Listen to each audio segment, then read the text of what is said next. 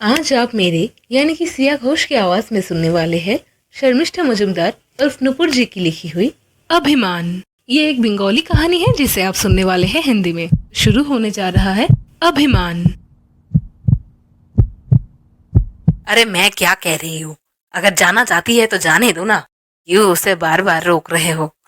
वैसे भी तुम तो ये शादी करना चाहते नहीं थे, अभी इतनी बार रोक रहे हो उसे। मैंने जोर जबरदस्ती की तब ना तुमने ये शादी की। पहले पता होता कि ऐसे चरित्र की लड़की है तो थोड़ी ना तेरे साथ उसकी शादी करवाती मैं। माया ममता कुछ नहीं है इस लड़की में। शांति देवी ने थोड़े ऊंचे स्वर में ही ये सारी बातें कही।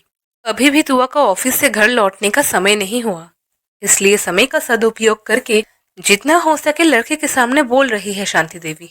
तुआ जबान तो नहीं लड़ाती है, लेकिन है बड़ी जिद्दी।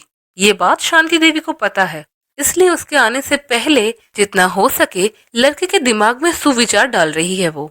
ऑफिस से थका हारा आया रातुल सोफा में बैठ के माँ से कहता है, आह माँ, आप फिर से शुरू हो गई।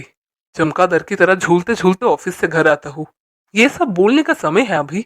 घर की काम वाली लड़की शेफाली एक गिलास पानी लेके रातुल के सामने रख देती है। एक सांस में वो पानी पी के रातुल फिर से बोलना शुरू करता है।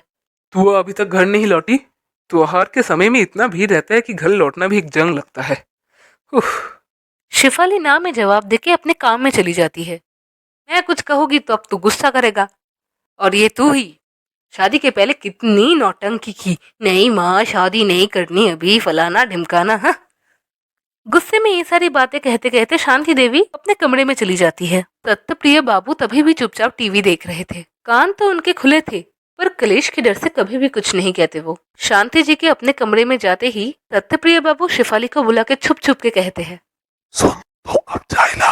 शांति को नहीं पता चलना चाहिए, जा अभी, वरना मैं चाय पी रहा हूँ सुनकर फिर से घर सर पे उठा लेगी। शेफाली के किचन में जाते ही फिर से सत्यप्रिय बाबू अपने बेटे से कहते हैं, हाँ बेटा, बहू सच में चली जाएगी। तुझे तो पता है कितनी शांत स्वभाव की लड़की है वो खुद से नहीं कहती, पर मुझे पता है वो तुझसे बहुत प्यार करती है। जरा एक बार बात करके देख बहू से। उसी समय तुआ घर में आती है, पसीने से बेहाल है पूरी। बैग से एक दवाई की शीशी निकाल के कहती है, आपकी दवाई आज खत्म हो जाएगी बाबा, इसलिए मैं ले आई। आपके लिए एक कुर्ता लाई हूँ, देखिए ना आपको कैसा लगता है।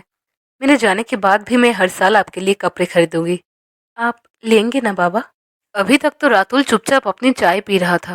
तुआ के मुंह से ये बातें सुनते ही उन दोनों की आंखें टकरा गई। नम हुई आंखों को छुपाते हुए रातुल कहता है, ऑफिस से थकी हारी आई हो, थोड़ा रेस्ट कर लो, चाय पियो तुम, तब तक मैं फ्रेश होके आता हूँ। बाथरूम में जाके जोर से शावर ऑन कर देता है रातुल। अश्विन महीना आ चुका है। दुर्गा पूजा ज्यादा दूर भी नहीं है, लेकिन फिर भी इतनी गर्मी। शीतल पानी सर पे आते ही दिमाग थोड़ा सा शांत हुआ उसका। सच में पहले शादी ही नहीं करना चाहता था राहुल। उसकी माँ ने जब कहा था अनीता मासी की बेटी की शादी में उन्हें एक लड़की बहुत पसंद आई है रातुल के लिए, तभी उसने अपने बाबा के पास जाके सीधा मना कर दिया था, क्योंकि उसे पता था माँ को कुछ भी बोलना व्यर्थ है। इस घर में उसकी माँ की बात ही आखिरी बात है। अनीता मासी के जमाई के किसी दूर के बहन को देखा था उसने शादी में। उसी वक्त उसे वो लड़की पसंद आ गई। थोड़ी जासूसी करने के बाद पता चला लड़की का नाम नंदिनी रॉय है। शादी वाले घर में बीच बीच में नजरें भी टकराई थी उन दोनों की। अचानक से तुआ या कौन पता नहीं किसे उसकी माँ ने पसंद कर लिया, और रातुल भी शादी से मना कर बैठा। लंबे समय तक घर में कलेश चलते रहे। रातुल गुस्से के मारे बिना खाए ऑफिस चला जाता था। तब कलेश बंद करवाने के लिए रातुल के बाबा कभी उसे तो कभी शांति जी को समझाते रहते थे, लेकिन दोनों पक्ष ही अपने फैसले पर स्थिर थे। आखिर तक सत्यप्रिय बाबू लड़की की फोटो लेके अपने बेटे के कमरे में प्रवेश करते हैं। बेटा, मैं क्या कहता हूँ, एक बार लड़की की फोटो देख ले। अरे देखना, बच्चे का चेहरा कितना मासूम है। मैं तुझे शादी करने के लिए नहीं कह रहा हूँ बाबा, बस एक बार फोटो देख ले तू खाली, उसके बाद सोच विचार करना। गुस्से के मारे रातुल का पूरा बदन जैसे जल उठता है। ये इंसान जिंदगी भर ऐसा ही रह गया, हमेशा माँ जो बोलती है उसी में सुर मिलाते हैं ये।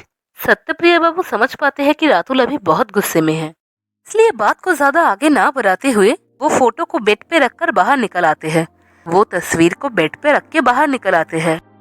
गुस्से के मारे रातुल उस फोटो को फाड़ने ही जा रहा था कि तभी उसकी आंखें जैसे बाहर निकल आती है। अरे ये तो नंदिनी है। तो फिर ये लोग तुआ तुआ क्यों कह रहे हैं इसे? तभी पूरा मैटर क्लियर होता है। वह नंदिनी का निकनेम है। एक मल्टीनेशनल कंपनी में काम करती है वो। बहुत शांत लड़की है लेकिन जिद्दी बहुत है।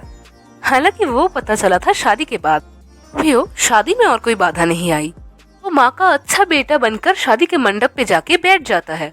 शांति जी के मन में भी शांति छा गई। अरे आखिर तक उनकी बात ही तो रही। बेटे ने माँ की पसंद की लड़की के साथ ही शादी की। लेकिन कलेश शुरू हुआ तुआ की नौकरी को लेकर। शादी के पहले ही तुआ ने साफ साफ बता दिया था कि वो नौकरी तो बिल्कुल नहीं छोड़ेगी। शांति देवी भी तब चुपचाप तो शादी पहले हो जाए, फिर घर गृहस्थी की जिम्मेदारी में ऐसा उलझ जाएगी कि नौकरी का फितूर दिमाग से ही निकल जाएगा। लेकिन तुआ को समझने में शांति देवी ने बहुत बड़ी गलती कर दी। तुआ ने घर गृहस्थी नौकरी सब कुछ संभाल लिया और नौकरी छोड़ने के लिए राजी बिल्कुल ना हुई।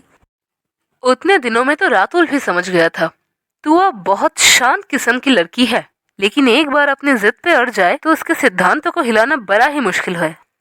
शांति देवी भी समझती है कि ये लड़की एक बार बोलने से तो मानने वालों में से है नहीं। ऐसा ही चलता रहा तो गृहस्थी में उनका वजूद भी धीरे धीरे कम होता रहेगा। इतने दिनों का राजपाट है भाई, इतने हल्के में तो वो बिल्कुल नहीं छोड़ने वाली। इसलिए उन्होंने दूसरी तरकीब निकाली। धीरे धीरे उन्होंने तुआ के ऊपर माँ बनने का दबाव देना शुरू कर दिया। यही है उनका एकमात्र रामबाण, हर तरफ से सटीक और मजबूत। उनकी भी तो कोई इच्छा अनिच्छा नाम की चीज है। कितने दिन भला जिएगे वो लोग। माँ होने के नाते नाती नातिन का चेहरे देखने की मांग करना गलत थोड़ी ना है भाई। और एक बार तुआ गर्भवती हो गई तो रातुल खुद ब खुद ही उसे नौकरी के लिए मना कर देगा। शांति देवी अपनी नीति अनुसार तुआ के ऊपर दबाव डालना शुरू कर देती है। क्या लगता है, क्या शांति जी अपनी योजना पर सफल होंगी? क्या तुआ माँ बनने के लिए राजी होकर नौकरी छोड़ देगी? और इन सब में रातुल की क्या भूमिका होगी? सवाल तो बहुत सारे हैं, लेकिन जवाब के लिए बने रहिए मेरे इस चैनल पर। तब तक के लिए शुभ रात्रि।